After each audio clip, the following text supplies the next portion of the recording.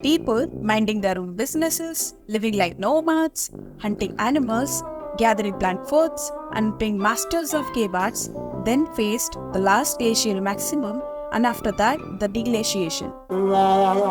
The last glacial maximum is the last glacial coldest period where ice sheets were at their greatest extent approximately 24,000 and 18,000 years ago. During this period, massive ice sheets covered much of northern North America, northern Europe, and Asia. As a result, Earth's climate is severely affected, causing a major expansion of desert, along with a large drop in sea level.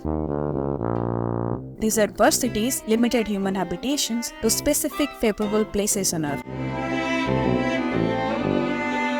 After the last glacial maximum, deglaciation took place, which caused an abrupt rise in the sea level in different parts of the world. During the last glacial maximum, the average global temperature was about 6 degrees Celsius. Good old days. According to the United States Geological Survey, permanent summer ice covered about 8% of Earth's surface and 25% of the land area. Gradually, Earth's temperature increased and deglaciation happened. Comparing the temperature of the last glacial maximum to the present, the average global temperature was 15 degrees Celsius for the 2013-2017 period. The deglaciation and the rise in the sea level might have been calamities, perhaps perceived as the end of the world. At the same time, it also freed a major portion of the landmass, making it available for inhabitation. Deglaciation must have been frightening at first for people, but gradually they adapted to the condition and took advantage of the freed landmasses. They are no longer confined to particular places. In order to adapt to the new conditions, humans made changes in their lifestyle. The adaptations forced historians to create a new period called the Mesolithic. As the climate got warmer, ice sheets melted, leading to a major extinction of large-bodied animals. So, the melting of ice from land freed up spaces, making it favorable for vegetation. The increased vegetation led to an increase in animal numbers. Because of this, their focus on hunting small games like deer, boars, elk, sheep, ibex, and birds increased. I mean, why go bigger if there are smaller options available with less effort? To hunt these smaller and faster animals, humans developed bow and arrow, darts, and knives, while microliths were mounted individually or arranged in a line to provide a long edge. Thus began the construction of microliths, one of the major indicators of the Mesolithic age. At this point, people were using both rudimentary chipped stone tools, which were Paleolithic tools, and freshly invented microliths. Apart from microliths, Mesolithic people made a number of technological innovations like querns, grinders, and hammerstones for grinding and pulverizing plant foods like roots, tubers, etc. Fish hooks, nets, and harpoons were also being used in the Mesolithic period, which indicates the dependence of human beings on water products. People in Mesolithic age were hunter-gatherers. But they were the first to attempt the domestication of plants and animals, but were not dependent on it. The abundance of animals helped humans to settle down and form communities. However, the settlements were not permanent, as they had to move seasonally in search of food. With the selection of smaller games and the invention of bow and arrow, humans hunted alone or in small groups. Some people were not even temporary settlers. They lived like nomads, always changing places to fetch food.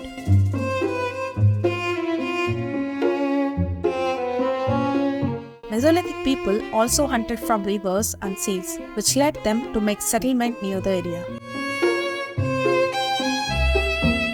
Mesolithic settlements were mostly semi-permanent, made up of huts having sunken floors and varied outlines from round to rectangular. These were built of wooden posts around a central hearth. Some people also lived in caves and rock shelters. With the advancement in tool-making and community building, humans began the first steps in land management. Swamps and wetlands were purposely burned to set up settlements. Ground and chipped stone axes were being used to cut down trees for fire and quarter building. First road was built during the Mesolithic period, which were wooden trackways built to safely cross wetlands. Interaction with different communities took place during Mesolithic age, which included a widespread exchange of raw materials and finished tools. Genetic studies also suggest large-scale population movements and intermarriages across Eurasia. Also, long-distance interactions can be recognized by personal ornaments. Beads from mollusk shells and snails were excavated further away from the region of origin. The arrowhead typology during the late Mesolithic period shows that a regional group of different cultural traditions existed simultaneously. Also, late in the period, people became sedentary, which is indicated by the marked increase in aquatic food resources. Mesolithic people continued rock painting, inherited from their Upper Paleolithic ancestors. An extensive collection of Mesolithic rock art has been found on the Mediterranean coast of Spain. These arts are also found in India, Great Britain, Australia, South Africa, and almost every part of the world.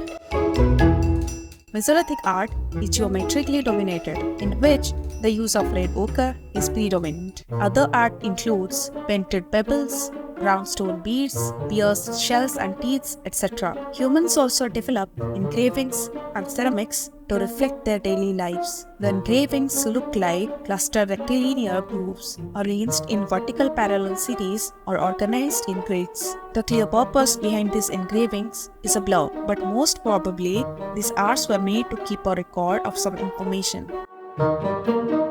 Evidence suggests ceramic objects were first invented during the Upper Paleolithic period, and the earliest known ceramic objects were Dravidian figures, discovered at Dolny Westernes in the modern-day Czech Republic. But the earliest pottery vessels were found at Xiangdong Cave in Jiangxi province of China between 18,000 to 17,000 years ago. So, Mesolithic people knew pottery making, but it was not before the Neolithic period that the pottery was being performed extensively. Conflicts come with the advancement of society. Mesolithic people were transitioning from living like nomads to community building and forming villages. With this came competition for lands and resources. Humans were adopting agriculture vied with hunter-gatherers over land rights. How people handle dead bodies says a lot about the society. Dead humans were being buried during the Mesolithic period.